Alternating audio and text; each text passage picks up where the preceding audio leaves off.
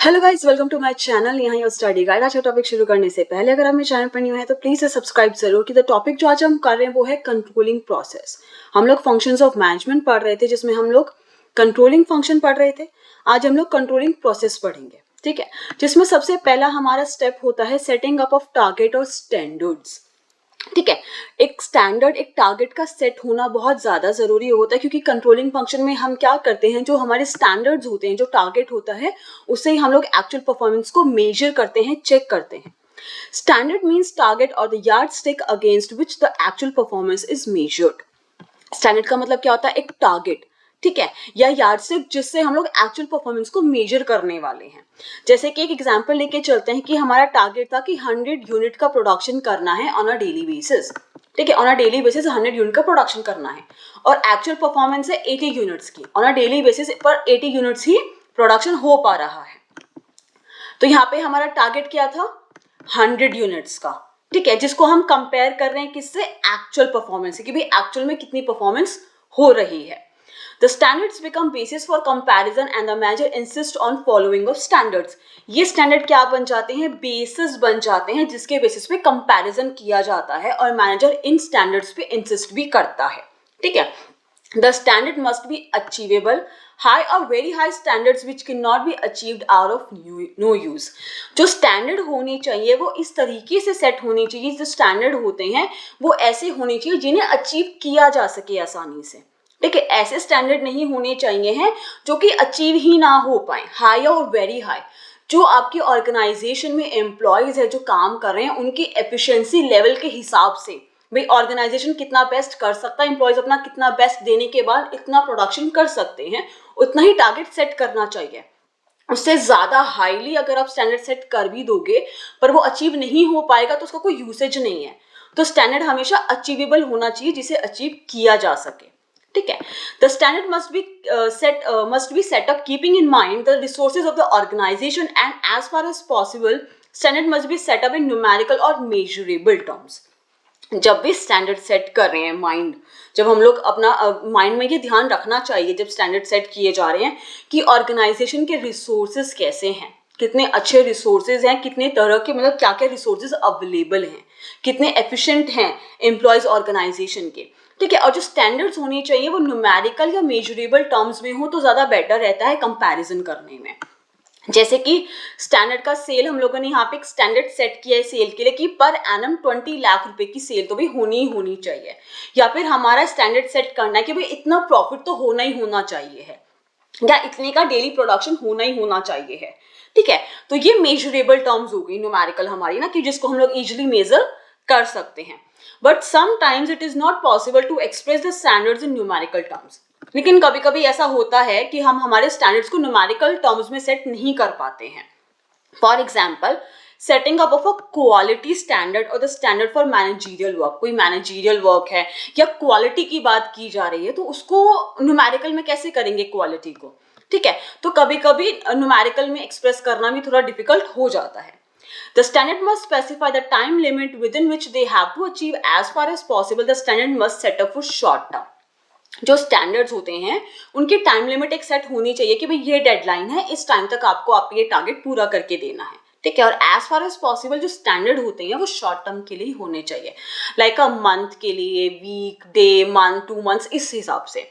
अगर by chance कोई long term standard है तो उसको भी शॉर्ट टर्म में डिवाइड कर लेना चाहिए, तो ईजी रहता है थोड़ा काम करने में भी और उसको मेजर करने में भी। ठीक है, अगर बहुत बड़ा लाइक हम लोग लॉन्ग टर्म स्टैंडर्ड को अगर मेजर करने बैठेंगे तो थोड़ा डिफिकल्ट हो जाता है उसको मेजर करना, थोड़ा एक्चुअल परफॉर्मेंस के साथ कंपेयर करना। तो शॉर्ट टर्म यहाँ पे स्टैंडर्ड थोड़े बेटर रहते हैं, किसके लिए? कंपैरिजन के लिए, मेजर करने के लिए। ठीक है गाइस, तो ये था हमारा फर्स्ट कि हम लोगों को अपना स्टैंडर्ड एक टारगेट सेट हमारा होना चाहिए है। सेकेंड आता है मेजरिंग ऑफ परफॉर्मेंस। जैसे ही स्टैंडर्ड सेट हो जाते हैं उसके हिसाब से काम शुरू हो जाता है। The performance of the employ is measured by evaluating the actual work done by the employees. अब स्टैंडर्ड सेट हो गया है, 100 यूनिट का भी पर डे प्रोडक्शन होना चाहिए, एक दिन में 100 यूनिट का प्रोडक्शन होना चाहिए, हम एग्जाम्पल ले रहे हैं। ठीक है, अब क्या काम करना है? मेजर करना है। क्या मेजर करना है? कि भाई इवैल्यूएट करना कि एक्चुअल में रोज एम्प्लॉय कितना काम करके दे रहे हैं। जैसे कि हम यहाँ पे 80 यूनिट्स का एक एग्जाम्पल लेके चल रहे थे। ठीक है, कि यहाँ पे 80 units production on a daily basis हो रहा है। When the performance can be measured numerically, then it is very convenient to measure the performance. जब परफॉर्मेंस को न्यूमेरिकली अगर होता है तो उसको मेजर करना थोड़ा आसान हो जाता है, ठीक है।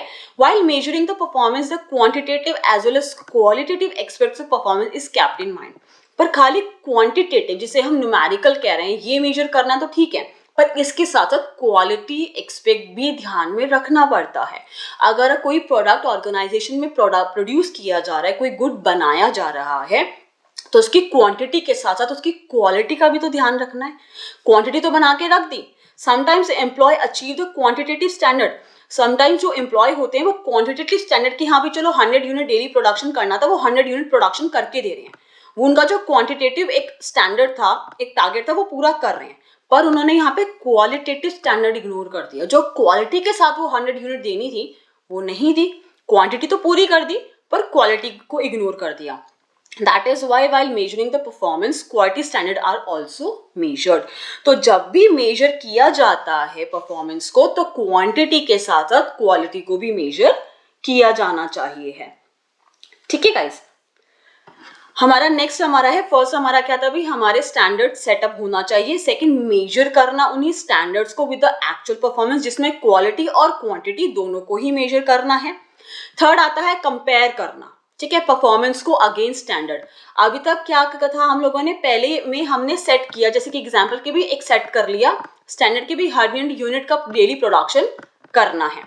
सेकंड में मेजर किया कि भाई डेली कितना वर्क हो रहा है, जैसे कि 80 यूनिट का एक्चुअल में परफॉर्मेंस हो रहा था, ठीक है, मेजर कर लिया एक्चुअल में कितना काम हो रहा है।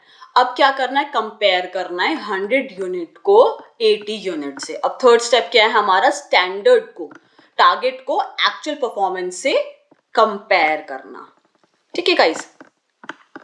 After measuring the performance of the manager, compare the actual performance with the planned performance and standard. जो प्लान की गई है परफॉर्मेंस, जो स्टैंडर्ड जो टारगेट सेट किया गया है उसको एक्चुअल के साथ कंपेयर करना। If there is match in both, अगर दोनों मैच कर जाते हैं तो कंट्रोलिंग फंक्शन वहीं एंड हो जाता है, ठीक है, आगे कोई जरूरत नहीं है। भाई 100 यूनिट का टारगेट था, 100 यूनिट वो बना रहे हैं, ठीक है, बिल्कुल मैच कर रहे हैं। But if there is mismatch, लेकिन अगर मिसमैच है, कोई डेविएशन है, कोई डिफरेंस है, जैसे कि यहाँ पे 20 यूनिट का डेविएशन आ रहा है, डिफरेंस आ रहा है, correct, then manager tries to find out the extent of deviation. तो ये डेविएशन क्यों आ रहा है, कितना डेविएशन आ रहा है, क्यों आ रहा है। If the deviation is minor, then it should be ignored. अब जैसे कि 100 यूनिट का एक हम लोग लगा के चल रहे थे कि भाई टारगेट हमारा है, ठीक है, और 99 यूनिट्स वो लोग बना रहे हैं, भाई एक ही यूनिट की तो कमी है, इतना तो कोई बड़ी यूनिट का है नहीं, कोई ज्यादा बड़ा डेविएशन तो है नहीं, माइनर सा डेविएशन है, तो इसको इग्नोर किया जा सकता है, चलो कोई बात नहीं, वो धीरे धीरे आगे हो जाएगा खुद भी। But if the deviation is more, लेकिन अगर डेविएशन ज्यादा है 20 यूनिट का या मे बी 40 यूनिट, जैसे कि भाई 100 का टारगेट था वो 60 बना के दे रहे हैं, 40 यूनिट तो बहुत ज्यादा हो गया, डेविएशन बहुत ज्यादा हो गया, then timely action must be taken. यहाँ पे अब क्या किया जा रहा है, थर्ड स्टेप में प्लान परफॉर्मेंस को एक्चुअल परफॉर्मेंस के साथ कंपेयर किया जा रहा है और डेविएशन चेक किया जा रहा है कि एग्जैक्टली कितना एक्सटेंट का डेविएशन आ रहा है। भाई डेविएशन कम है, बिल्कुल माइनर सा है तो इग्नोर कर दो, कोई बात नहीं, इतना ज्यादा मैटर नहीं करेगा, लेकिन अगर डेविएशन ज्यादा है तो टाइमली एक्शन लेना जरूरी है, ठीक है। अब नेक्स्ट आता है हमारा step, analysing deviation. All deviation need to not to be brought on to the notice of top management. अगर भी देखो डेविएशन छोटा सा है, ज्यादा इतना वो नहीं है, तो उसको टॉप लेवल तक लेके जाने की जरूरत नहीं कि भी टॉप लेवल के मैनेजर्स के पास जा रही है वो बात, ठीक है। वो जो मैनेजर्स है मिडिल लेवल या लोअर लेवल पे, वो भी उसका जो है अरेंजमेंट कर लेंगे, उसको सेटल कर लेंगे। A range of deviation should be established and only cases beyond this range should be brought to the knowledge of the top level management. अब जब एनालाइज किया जा रहा है कि भाई डेविएशन इतना आ गया है, एक रेंज सेट कर लो कि भाई इतनी रेंज में अगर डेविएशन आएगा कि भाई जैसे कि 4-5 यूनिट्स या 10 या 20 यूनिट्स का भी हार्डली अगर डेविएशन आएगा तो वो हम लोग खुद ही देख लेंगे भाई क्या प्रॉब्लम्स आ रही हैं, क्या उसका करना है, ठीक है। लेकिन अगर उस रेंज से ज्यादा का डेविएशन आ रहा है, जैसे 30, 40, 50, 60 इतना ज्यादा डेविएशन आ रहा है, तो वो टॉप लेवल मैनेजमेंट तक बात लेके जानी पड़ेगी क्योंकि वहां पे ज्यादा इंपॉर्टेंट हो जाएगा। They must divide the deviation into 2 category deviation which need to be attended urgently in one category and minor or insignificant decision in one category.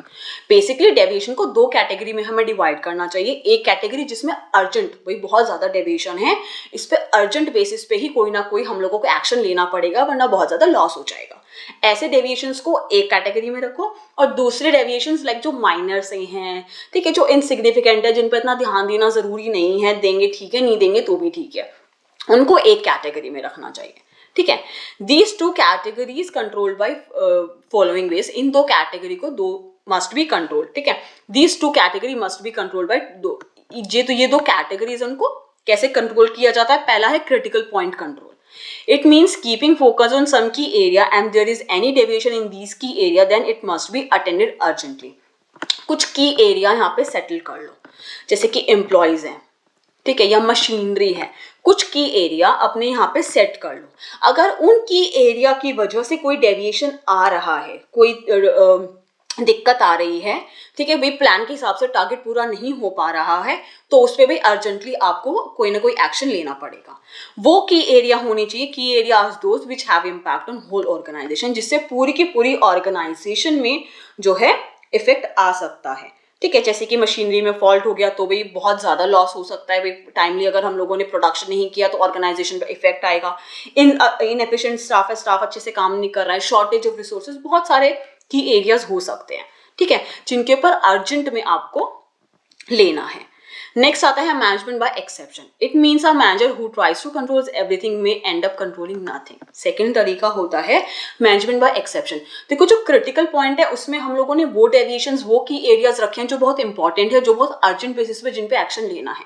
लेकिन सेकंड जब हम लोग कैटेगरी की बात करें तो इसमें माइनर वन आते हैं, भाई जिन पे ध्यान दिया ठीक है, नहीं दिया ठीक है, वो हम लोग कंट्रोल करते हैं बाय मैनेजमेंट बाय एक्सेप्शन।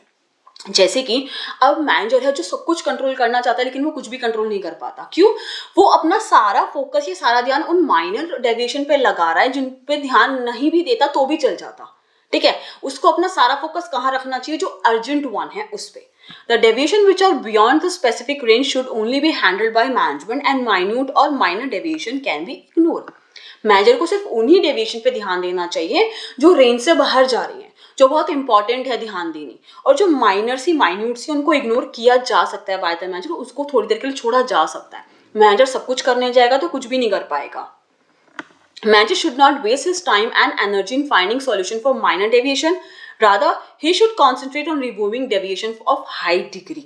ठीक है, उसे अपना एनर्जी, अपना टाइम माइनर डेविएशन पे ना देके बल्कि उन पे कॉन्सेंट्रेट करना चाहिए जो बहुत ज़्यादा हाई डिग्री के डेविएशंस है, जिनको रिमूव करना, जिनको ठीक करना बहुत ज़्यादा ज़रूरी है, ठीक है। तो फोर्थ हम लोगों ने क्या स्टेप किया कि डेविएशन को एनालाइज करो कि किस पे ध्यान देना है और किस पे ध्यान नहीं देना, कौन सी माइनर है, कौन सी हायर डिग्री है।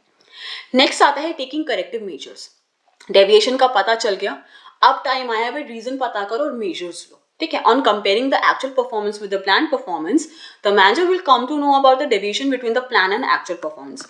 डेविएशन पता चल गया भाई, उसे प्लान और एक्चुअल के बीच में कितना आ रहा है। जैसे कि हम लोग यहाँ पे लेके चल रहे थे कि भाई 100 यूनिट की हमारी प्लानिंग थी और 80 यूनिट वो प्रोडक्शन कर रहे हैं, डेविएशन है 20 यूनिट्स का, पता चल गया है, ठीक है। Then the next step is to know the reason. अगला स्टेप क्या भी, 20 यूनिट का जो डेविएशन आ रहा है, जो डिफरेंस आ रहा है, उसका रीजन क्या है, ठीक है। For such deviation and trying to remove deviation in future, और ट्राई करो कि फ्यूचर में ये जो डेविएशन है, ये डिफरेंस है, ये कम हो सके, रिमूव हो सके, ताकि हम जो प्लानिंग की गई है उसके हिसाब से काम कर सकें। The manager take measure to bring back everything on track. Manager को कुछ मेजर्स लेने चाहिए, कुछ मेजर्स लेने जिससे ट्रैक पे वापस आ सके, अकॉर्डिंग टू प्लान काम हो सके, ठीक है। Let the situation remain same if the deviation are minor. अगर माइनर से डेविएशन है तो सिचुएशन पे छोड़ दो, अपने आप काम हो जाएगा। Redesign or reframe the plans or strategies if these are overstated or not matching with the present day business environment. अगर जो हम लोगों ने स्ट्रैटेजीज बनाई हैं, जो प्लान्स बनाए हैं, भाई जो यूनिट हम लोगों ने डिसाइड किए, जो भी चीज़ है, भाई टारगेट जो हमने सेट किया है, जो भी चीज़ है, उसको अगर वो मैच नहीं कर रहा है, डेविएशन आ रहा है, तो उसे प्रेजेंट डे बिजनेस एनवायरनमेंट के साथ चेक करके देखो। क्योंकि भाई हमें पता है कि एनवायरनमेंट डायनामिक होता है, चेंज होता रहता है, जिसमें ऑर्गेनाइजेशन काम कर रहा है, ऑर्गेनाइजेशन के एनवायरनमेंट भी चेंजिंग एनवायरनमेंट होते हैं, कोई ना कोई चेंजेस आ जाते हैं, टेक्निकल है, पॉलिटिकल है, मे बी हम लोग वो मशीनरी यूज कर रहे हैं अभी भी, जैसे प्रोडक्शन कम होती है, आजकल नई टेक्नोलॉजी आ गई जैसे प्रोडक्शन बहुत ज़्यादा हो सकती है, हमारा टारगेट अचीव हो सकता है, ये डेविएशन कम हो सकता है, तो रीडिज़ाइन रीफ्रेम करना चाहिए प्लान्स और स्ट्रैटेजीज को, ठीक है। या स्ट्रैटेजी सही नहीं है, taking corrective measures to improve the performance so that in future it matches with the plan, और मेजर्स लो करेक्ट। भाई जैसे एम्प्लॉय इनसफिशिएंट है, एम्प्लॉय अच्छे से काम नहीं कर पा रहे हैं, तो उनको ट्रेनिंग के लिए भेजो, मशीन अगर अच्छे से काम नहीं कर रही तो उसको चेक कराओ, नई मशीनरी की जरूरत है तो वो लेके आओ, रिसोर्सेज की शॉर्टेज है तो उनको अवेलेबल कराने की कोशिश करो। ऐसे मेजर्स लेने पड़ेंगे जिससे फ्यूचर में जाके प्लान के हिसाब से जो टारगेट सेट किया गया है, प्लानिंग की गई है, जो स्टैंडर्ड सेट किया गया है, उससे एक्चुअल परफॉर्मेंस जो हमारी हम 80 लेके चल रहे थे वो 100 बन सके, वो मैच कर सके। ठीक है गाइस। नेक्स्ट हमारा आता है फीडबैक इन कंट्रोलिंग। ठीक है गाइस। अब फीडबैक क्या होता है, एक फीडबैक रिपोर्ट तैयार की जाती है। The controlling function does not end by taking corrective action as it is a continuous process. After suggesting the correcting measures of feedback report is prepared. जब सारा काम हो जाता है, डेविएशन पता चल जाता है, हम लोगों ने कंपैरिजन कर लिया, डेविएशन का पता कर लिया, उसको एनालाइज कर लिया है, उसके मेजर्स ले लिए हैं ताकि फ्यूचर में वो हो सके, मतलब प्लान के हिसाब से एक्चुअल परफॉर्मेंस मैच कर सके। अब टाइम आता है फीडबैक रिपोर्ट बनाने का। फीडबैक रिपोर्ट मतलब list of reasons for deviation, भी डेविएशन क्यों आया था, उसके क्या रीजंस थे, ठीक है, उसके क्या रीजंस, कि आपने करेक्टिव मेजर्स क्या क्या लिए हैं, सारी चीजें उसमें स्पेसिफाई की जाती है। क्यों स्पेसिफाई की जाती है, क्योंकि हमें पता है कि कंट्रोलिंग के बाद फंक्शंस ऑफ मैनेजमेंट खत्म नहीं हो जाता है, ये कॉन्टिन्यूस प्रोसेस है। कंट्रोलिंग हमारा लास्ट स्टेप नहीं है फंक्शंस ऑफ मैनेजमेंट का। हमारे फंक्शंस ऑफ मैनेजमेंट क्या है, planning, organising, staffing, directing, controlling. Controlling के बाद दोबारा से planning, organising, staffing, directing, controlling, then फिर प्लानिंग। ये साइकिल हमारी चलती रहती है ऑर्गेनाइजेशन में, जब तक ऑर्गेनाइजेशन सर्वाइव कर रही है, यहाँ पे वो एंड नहीं होता है। तो दोबारा से ये प्लानिंग करने में ये फीडबैक रिपोर्ट हेल्प करती है कि हाँ भाई पिछली बार इन रीजन की वजह से ये डेविएशन आया था, प्लान हमारा प्रॉपर टाइम पे प्रॉपर नहीं हो पा रहा था पूरा, इसके लिए ये मेजर्स लिए गए थे, ये रीजन था, सब कुछ फीडबैक रिपोर्ट में लिखा जाता है, ताकि again start from the first step, ताकि फर्स्ट स्टेप दोबारा जब शुरू किया जाए तो ये रिपोर्ट उसमें हेल्प करेगी। ठीक है गाइस, तो ये थे हमारे स्टेप कंट्रोलिंग प्रोसेस के, जिसमें हम लोगों ने पहले टारगेट स्टैंडर्ड जो है हम लोगों का सेटअप था, फिर हमारा मेजर किया हमने, परफॉर्मेंस क्वांटिटेटिव मेजर्स में कंपेयर किया है उसे विद स्टैंडर्ड, एनालाइज किया डेविएशन को, ठीक है, मेजर्स लिए, करेक्टिव क्या लेने थे, उसके बाद फीडबैक रिपोर्ट तैयार की गई है। गाइस अगर आपको इस टॉपिक में कोई भी डाउट हो तो मुझसे कमेंट सेक्शन में पूछ सकते हैं। अगर आपको मेरी वीडियो पसंद आई तो प्लीज लाइक जरूर कीजिएगा, शेयर कीजिएगा। अगर आपने तो चैनल को सब्सक्राइब नहीं किया तो प्लीज सब्सक्राइब भी जरूर कीजिएगा। मैं इस चैप्टर से जो टॉपिक है उनकी वीडियो बहुत जल्दी अपलोड कर दूंगी। Thank you so much guys मेरी वीडियो देखने के लिए।